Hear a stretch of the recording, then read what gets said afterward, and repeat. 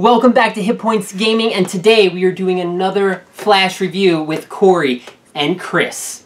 It's going to be a little different today, because we are going back in time to one of the most recognizable games, at least for me, and maybe for some of you, HeroQuest, by Milton Bradley and Games Workshop, 1989. And you guessed that. I did guess that. We had to look it up, and we had to look it up. it. I was right. He was right. That's pretty crazy. I remember the commercials on TV for this is when I had it. It was just the coolest thing ever. So we're going to do 5 minutes to go over this game and give you a... I guess I'll go over the rules real quick again. Right, yes. Right? And then we'll go over what we think. Right, I just want to specify, you played this as a kid. Yes. I played this as a young adult, maybe 15 years ago, I would say. Yeah, in high school when we met, I think it was the first board game that we went through. Yes. So my opinion might be a little skewed because I was a little older at that point. Just wanted to say that. Here we go. Alright, so in HeroQuest, it's a 1 vs. 4. Okay, so one person is the coolest wizard, evil wizard of all time, Zargon. Yes, and you get this really sharp looking book that has all of the missions in here. I think there's 12 quests that I actually memorized all the quests by heart. I would just look this up every night and be like, oh, this is so amazing. I can't wait for my friends to get to this level.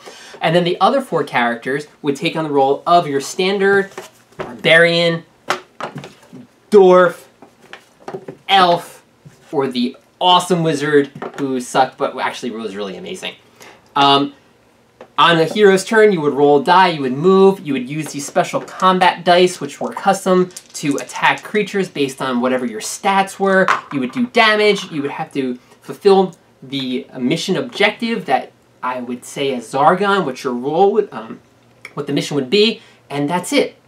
Amazing greatness. I learned from this game what a barbarian really was. Yeah, I mean, it's a very fun game. I think it's a good game to learn at the beginning because it teaches you kind of strategy and stuff. We had mentioned that. It does. You know, playing this game... At the young age that you were when you first played it. That's correct. Right. You know, I didn't know certain things like... You know, I would roll a die and I would just move and open this door! Branch off into different rooms by themselves and then get attacked, you know. But as I grew older and thought of strategy, it's like, well, nothing's stopping me from getting all 4 characters together and opening the room together and moving in. Or maximizing what spells I want the elf to have and the wizard to have. Maybe split up the different healing spells. So I learned a lot of strategy, board game-wise, based off of this game. So the rules don't really hold up too well right now. I can see a lot of games took their idea from this and it have improved. So if you're trying this now for the first time, first of all, good luck getting one copy this is an eBay exclusive pretty much at this point in time. Yeah. They tried to kickstart it and then it failed. I don't know what's going on with that. But the rules don't hold up, but the nostalgia was still here, and that's why we're doing this review. It was just so much fun to learn and go through this. You know, having treasure cards and artifacts that you can get that were hidden in specific levels that if a hero's missed it, they're never going to get it again. But that brings me to one of the biggest downfalls to this game. It's so much fun to play as the heroes because you become so overpowered. So you become the first level...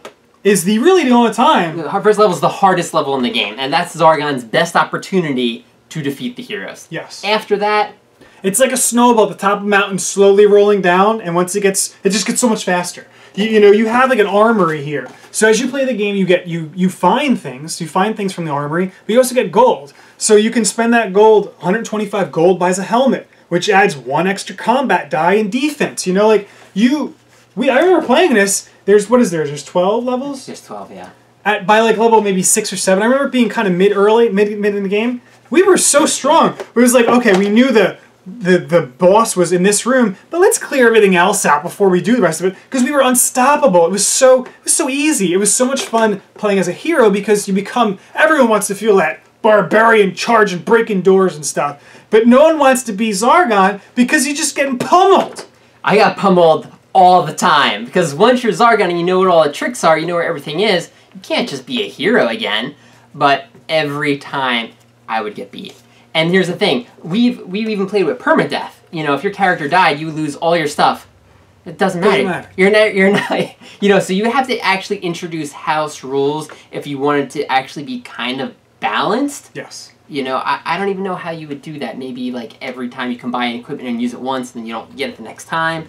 I don't know, but it doesn't matter. This is still one of my favorite games because this turned me on into Descent, Imperial Assault. Those are the games that I play now that remind me of HeroQuest. Yes, this got me into Dragon Strike. Oh my god, Dragon Strike. I mean, it is a really good game. It was a lot of fun when I playing maybe in my early 20s. This was a lot of fun. Yes, D&D did exist back then, but this was something where you could actually have pieces and move around. The pieces are really nice. Even the ones that are not broken. Yeah, still. yeah. But I mean, like, they're really nice compared to even the today's. molds back then, yeah. Yes, I mean, if you took the time to paint these, they would look gorgeous. And people have painted them. The pieces are nice. They're nice, thick cardboard. 3D furniture in a game like this. Yes, and this held up for 30 years, you know? Like, great game, a lot of fun. I really enjoy it. It doesn't hold up, but great time. That's our flash review in 5 minutes.